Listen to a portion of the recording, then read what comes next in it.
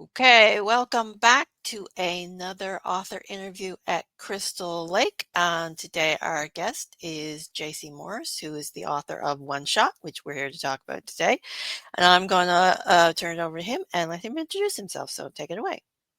Hi, I'm Jacy Morris. I'm a horror writer, been writing for quite a while.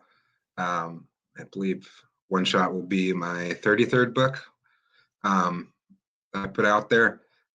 Indigenous author, and One Shot is an Indigenous horror story. So I'm looking forward to people finding out about it. Okay, great. That is an impressive amount of books, I must say. And I know some impressive authors, so yeah. Yeah. So why don't you give everyone an overview of what the novel's about? So One Shot is sort of the tale of kind of an Indigenous man. He's sort of a screw up, and his grandfather passes away, and he's tasked with taking his grandfather's ashes cross country back to the reservation. And things become weird. He's got his own personal traumas he's working through, and it becomes sort of a game of finding out if the things chase him across the country are literal or figurative, and then finding out what awaits him at the end of this journey. So it's a strange road trip horror. Those are the best kind. So, what were the inspirations behind the book? Uh, Inspirations. When I was younger, I took a road trip. I think I was like 19, and I was leaving a situation that I just didn't care for, and I happened to be on the East Coast, and I drove all the way out to the West Coast on a 2-day trip, and I was basically nonstop, just me as the only driver. And when you're awake and you're driving and you get sort of sleep deprivation and exhaustion, you get kind of weird, and you start having auditory and sometimes visual hallucinations. So that was sort of the genesis for this idea of a road trip where things just start getting weirder and weirder. Obviously, I made it, but we'll see how it goes in the book. Yes, and for our viewers, we probably do not recommend that behavior of driving No, without sleep. So, yeah. So, no, it took 48 hours? It's 48 hours I was able to drive from Virginia to Portland, Oregon. So yeah, that's impressive too. So, tell us a little bit about the main character. What kind of a journey does he go on in the book? the main character he's sort of a lost soul. His name is One Shot, but he has actually several names in the book, since he's sort of a chameleon-like character where he changes roles and places, as most of us do, depending on who he's around. So when he's around his family, they'll call him Arnold. When he's around his friends and people he works with, they call him One Shot, because that's sort of his deal. He works as a physical insemination expert for people that maybe are getting up in age and decide they want a family, but they don't want the mess of finding a loved one. So he's kind of a weirdo. He's got his own little traumas, and he's dealing with all of these things. And it's the death of his grandfather sort of sends him in a spiral where he starts questioning his own life, his own identity, and his own indigenous background. And so he has some trepidation as he's returning to the reservation, which he's never been to and is not connected to. So it's part of the journey is him finding his own identity as he goes across the country. Mm. Well, as you said, it's about identity and a little bit about sanity as well. So what questions and issues did you want to examine, and did you gain any personal insights in writing the book? I definitely wanted to examine questions of identity as far as being sort of disconnected and indigenous from your tribe, and sort of the anxiety a person has around that, when everything that's put out there is not who you are when you live in a city and you're Indigenous. Like, the typical things shown in media are not necessarily representative of a city Indian, and I wanted to um, play with that idea and also normalize the idea that, we're not all living on reservations and we're not all uber spiritual. This is just a person trying to get through life, dealing with the historical traumas of colonization, and how that looks like in a urban setting, and then in an alone setting where you're stuck in your own mind with miles of road going on. So did you get any personal insight out of writing it, or is it? Personal insights. I'm a pretty stable person. I've sort of developed who I am pretty quickly in life. So there are questions I play with, but they were not things that would change me, I suppose. As far as personal insight goes, I mean, I do think the story probably went a direction that I wasn't quite expecting. But as far as personal insights, I don't think so. I think I just had fun with it. It was sort of just a great fun tale to tell. Mm. Okay, so the book also has a cosmic metaphysical. Sorry, try this again. Has a cosmic metaphysical component. So, what intrigued you about writing that flavor of horror? Well, I don't think I'd ever written anything cosmic. I had written sort of grittier post-apocalyptic stories is kind of what I'm known for. And I wanted to play with the idea of cosmic and indigenous.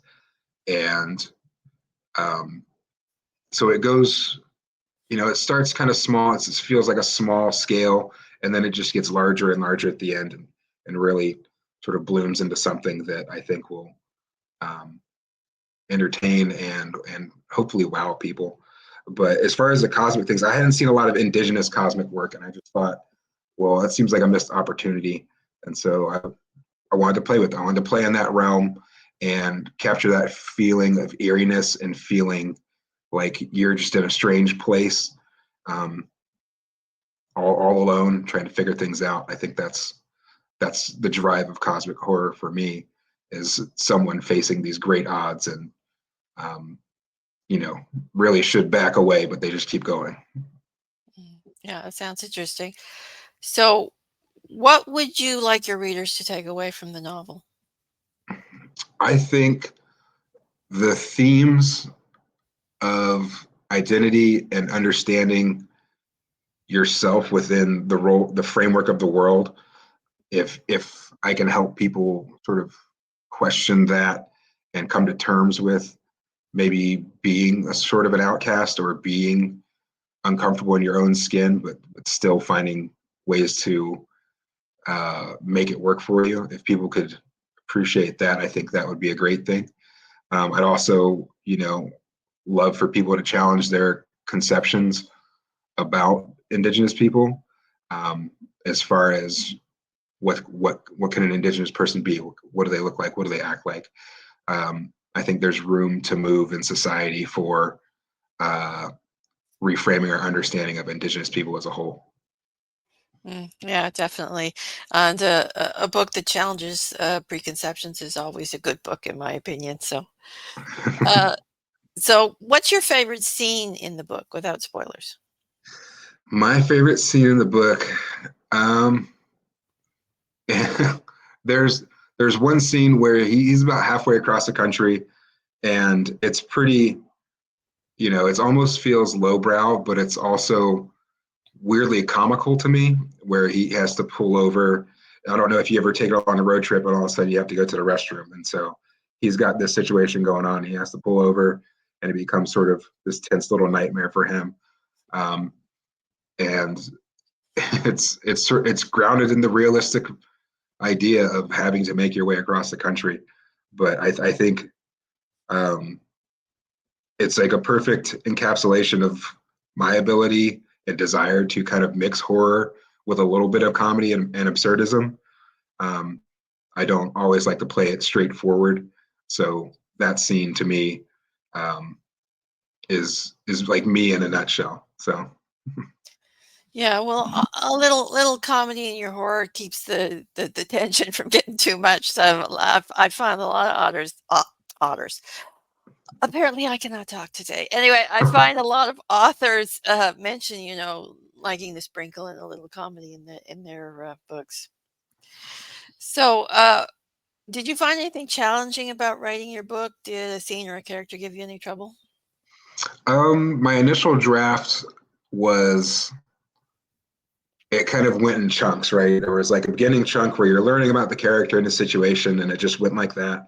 And then you got to the road trip, which is the whole middle of the book, and then there's sort of where he finally reaches destination, and it becomes sort of cosmic. And the challenge was that that middle part of just being on the road felt long and repetitive, and so I really had to take my revising brain and chop it up a bit and mix and combine and then also blend the scenes together once that was done. So that was actually pretty complicated, but I'm happy with the end product. Um, yeah, the other challenge was making the road interesting, right? I mean, it's a mind-numbing experience to drive across the country unless you're in a place that's actually really beautiful. Um, Mm. then it's not so bad. Or at night when it's just lights and lines. That's all it is. So there was the challenge of making those scenes interesting while propelling the story forward and maintaining the energy of the book because the opening scenes have their own energy. The ending scenes have just nonstop energy, and so I needed to bring that to the middle a bit. So yeah, it was a little bit of a challenge for sure. Yeah, I can see that being a bit of a challenge, because yeah, I took a road trip with my family when I was a teenager, and yeah, sometimes those long drives were kind of monotonous. Yeah. So, is there a facet of writing fiction that's tricky for you in general? I think the trickiest thing for me is always the balance between going overboard and maintaining uh, a solid base in my story as far as like violence or um, just bizarreness. Like I can go off the rails when I'm writing. I can make it weirder than it needs to be, which can be a turnoff. So I always have to try and find that balance of like, well, let's not add this in here. It's going fine as it is. Don't go overboard with it.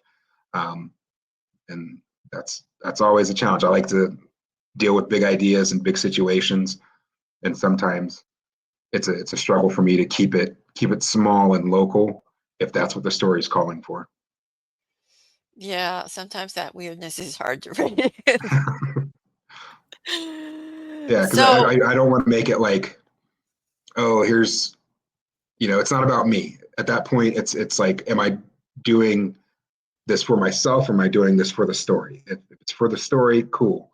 If it's for me, just because I think it will be funny or fun, then sometimes I have to let it go, and that's yeah, that's a challenge as well. yeah, that's the decisions you have to make as a writer. So have you branched out into other genres, or you prefer writing just horror? I never really planned to write horror. I just write things and it happens. I've written a fantasy book that I'm shopping around.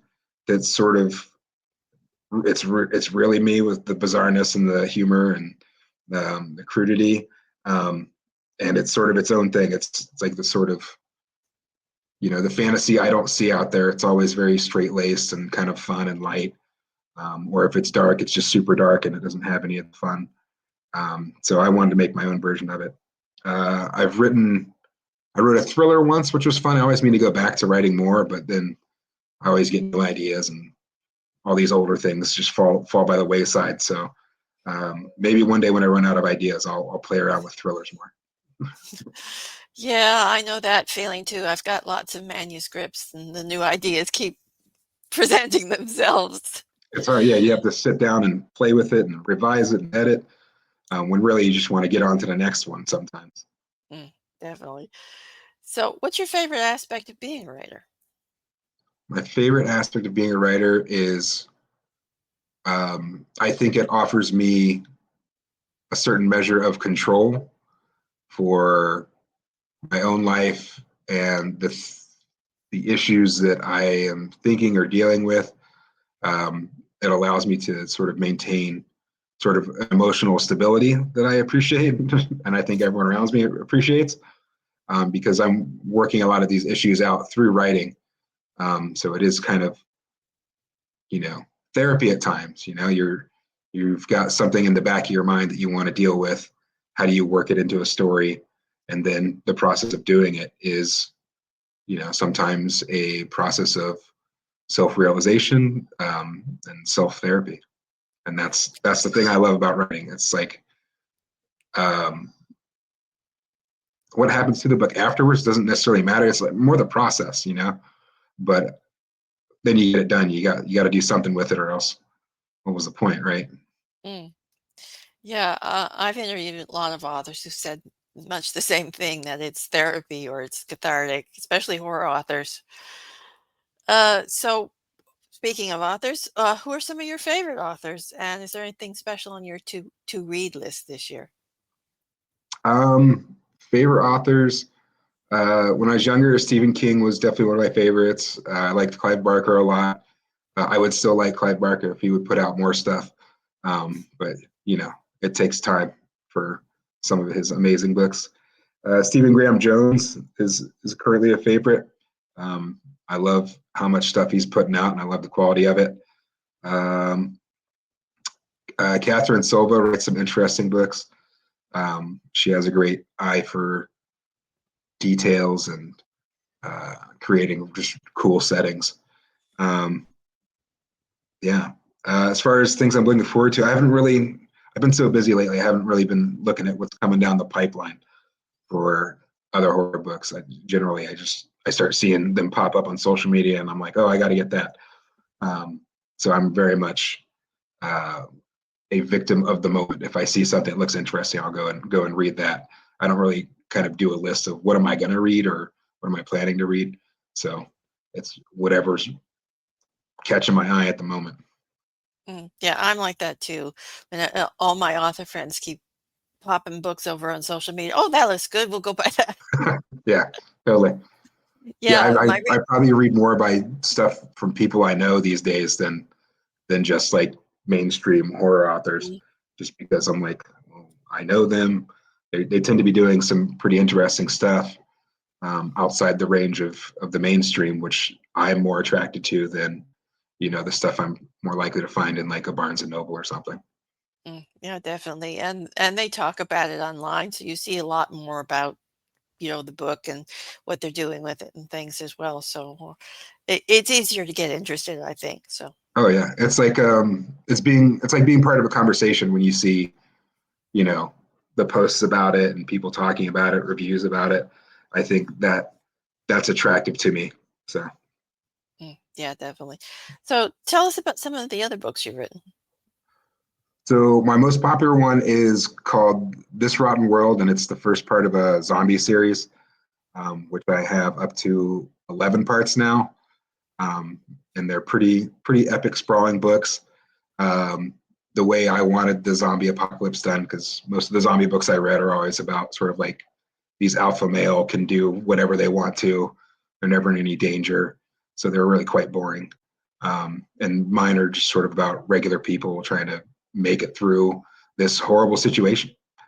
Um, and then the other series I have is One Night Stand at the End of the World, which is a post-apocalyptic fantasy, horror, dark comedy about a comedian who travels around making his living, rolling up to these small, just twisted cities and doing his show and trying to survive that way.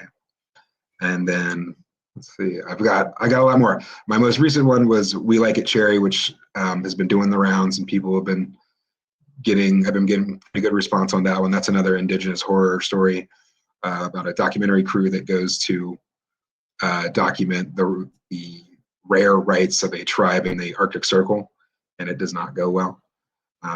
So I'm happy with the progress that's made. But yeah, I got more than that, but I don't want to take all day with it. Yeah, well, I think they all sound great, so readers will have something to start with anyway. So That'll be a start. Yeah. okay, so what are you currently working on? Do you have any tidbits for us for the future? I'm always working on something. I actually have probably 4 or 5 projects that I'm doing that are some I'm shopping, I'm revising. The one I'm revising right now is an anti-billionaire horror story. It's sort of about these millionaires who form this club um, to sort of hunt down billionaires. Um, and they're all just kind of like scummy and weird.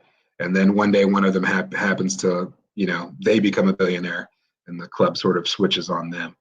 And it's about that billionaire's attempt to survive. It's very satirical and dark and um, nihilistic almost.